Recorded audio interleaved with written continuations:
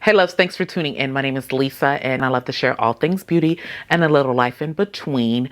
Now, in today's video, we're going to be doing something a little different because I am going to be introducing my straight natural hair journey. I did previously mention it in another video, and I feel like I have not posted about it since. And so that is something that I definitely want to document. And as I learn things for anybody who is considering this journey, I want you to be able to locate this video or come across this video and consider these things as well.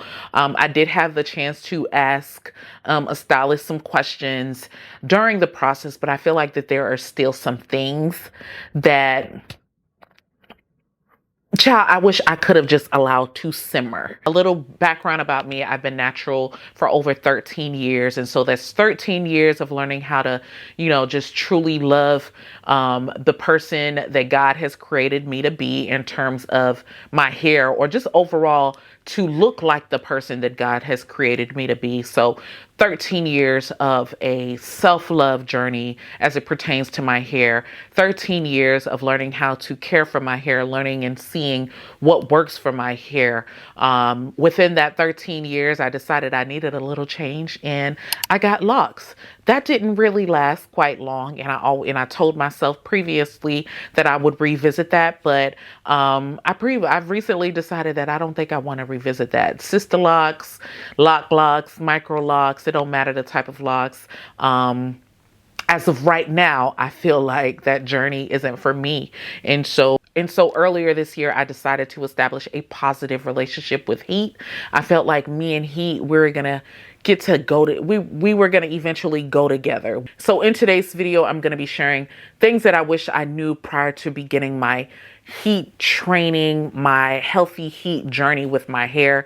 And the first thing is that you need to have a plan. You definitely need to have a plan, or else a couple of days after getting your bum press out, you're going to be right here with a slick back, just like me. And I'm not a slick back ponytail type of girl. I do them when they're absolutely necessary. It's a really good and quick way for you to look put together quickly. And so that's why I do a slick back ponytail, but that is not something that I would prefer. I prefer like my curls or my hair just flowing and going. That is when I feel like my most confident self. And so you need to have a plan. Okay. And I say that because I feel like the biggest misconception when it comes to people being straight naturals, or somebody seeing somebody with straight hair who has a positive relationship with heat, is that they put heat in their hair. You apply heat every single day, and that is far from the truth. There is a big difference from having heat damage and your hair being heat trained, and one applying heat to their hair every single day is an easy path to achieving heat damage, and that is not what we want. So I feel like that is one of the biggest misconceptions. No, the straight naturals, they're not applying heat to their hair every single day. That is far from the truth. You need to know how you're going to take care of your hair, how you're going to wrap your hair at night. There are some people who apply heat to their hair twice a month, once a month. And so within that month, since you're not applying heat, you need to have a plan in terms of, okay, I'm going to deep condition once a week. I'm going to do roller sets somewhere in between. I'm going to do a protective style that I can hold or that can stretch me for a week. Braid outs, flat braid outs, whatever it is with your hair. You need to have some type of a plan to help prevent you from applying heat again, because I've been so tempted to apply heat to my hair, and I know that is not the result I want. I don't want heat damage. And so the next thing is that your curls are not the same. I don't care what anyone says, your curls get looser. They do not remain the same. And initially I was like, I know that's going to happen and I'm okay with that. And sometimes part of me is like, okay, I'm not okay with that. And then sometimes I'm like, okay, I'm okay with that. I look cute today. These curls are curly. But your curls will not be the same. So if you think that you're going to try to achieve that twist out that you used to be able to achieve as a natural, girl, Child, that is not what you're going to be able to achieve. I feel like I knew this, but it wasn't a top of mind for me when it came to me finally taking some braids out of my hair that I had in way too long, and I proceeded to do some type of braid out. Maybe it totally just slipped my mind. So the next thing that I wish I accepted, or I wish that I knew, was that wash days are going to be more prevalent. Wash days, having wash days once a week or twice a week, isn't only for those who are natural. It is most definitely for you if you're on a straight natural path as well. You have to have a consistent routine when it comes to washing your hair.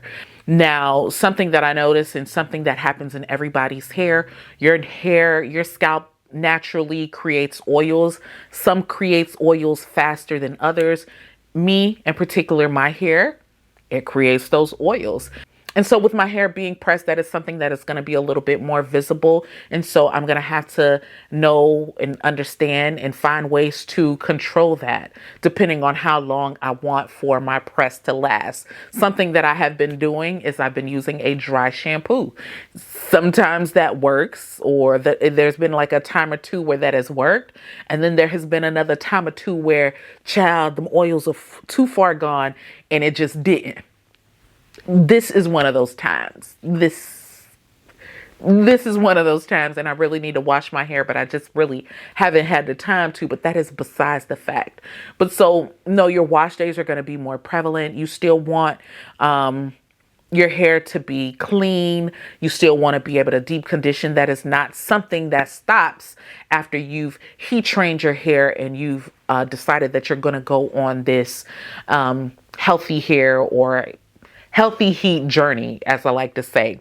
And it definitely weighs the hair down. I feel like that is something that still goes on when your hair is natural, like in its natural curly state, but it's not as evident because you're using styling products, you're using creams to achieve your twist outs. And so maybe it's that you can't really tell the difference between the creams and the natural oils, or because you're already applying oils, you can't really tell.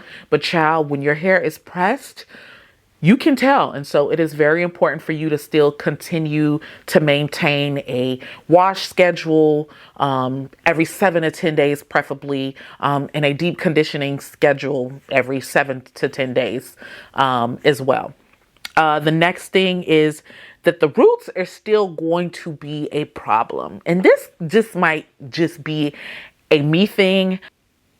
But sometimes I get out of the chair so impressed and so pressed to just go out in the elements that I forget that I need to be mindful of my roots. I live in a city where it gets extremely humid. And so I need to be mindful of where I go and how long I'm outside and do all the things, because my hair isn't quite there yet. And so I'm not sure if it is because my hair isn't quite there yet. I don't know. Y'all let me know down in the comments below. But the roots are still going to be the roots are still going to root, and you need to be okay with that, or I need to be okay with that, and not get so frustrated to the point where I'm trying to take a flat iron every chance I get to my roots, because again, we're trying to avoid the heat damage. The next thing that I wish that I knew or I accepted is that your hair is going to hair. Not everyone is going to end up with that bone straight silk press. And again, that's okay for me, but it's okay for me now. And I feel like it took me a time or two to realize it's not going to be bone straight. I feel like there was maybe 1 or 2 times where it was kind of straight. But it was okay for me. But I've seen people with presses that are just like super straight and super silky. And I'm like, ooh, how do you get your hair like that? But of course, our texture isn't the same. And so your hair is going to hair. It's still going to be straight, but not as straight as if it would have been, as you know, or not as straight as it would have been if you were to have had a relaxer. We're not relaxing, so we need to accept that. And another thing that I feel like I needed to accept, or I needed to allow to resonate with me, is that even a blowout, even a press gets boring, honey. I lived my era of blowouts, twist outs. I'm one of those people, when I find something, I roll with it for a very long time. I will eat that same thing till I get bored with it. I will do that hairstyle over and over again. But then again, for me, like when it comes to hairstyles, like I've never really gotten, I don't know, maybe I have gotten sick and tired of a twist out, of a blowout, and I wanted to try something different. That's where the braids came in. But even when I got into like my knotless braids, like I braided that braid thing, braided, truly braided my braids like I did. I used my braids. I wore my braids a whole lot, and that's okay. So that straight hair gets a little boring. You know, I may want to throw some rollers, some flexi rods or whatever, or every now and then I may want to revert back to a curly style, or now I'm in a season where I want to try more things with my hair. And I don't know, your girl might bust out with a curly sew-in or some type of sew-in or whatever, but even a blowout, even a press gets boring. So that is it for this video that you need to keep top of mind as we go into press season, or you go into your healthy heat journey. And if we vibe, don't forget to hit that button and subscribe. Join the tribe, join the community, and make sure that you never miss a beat. And until the next video, peace.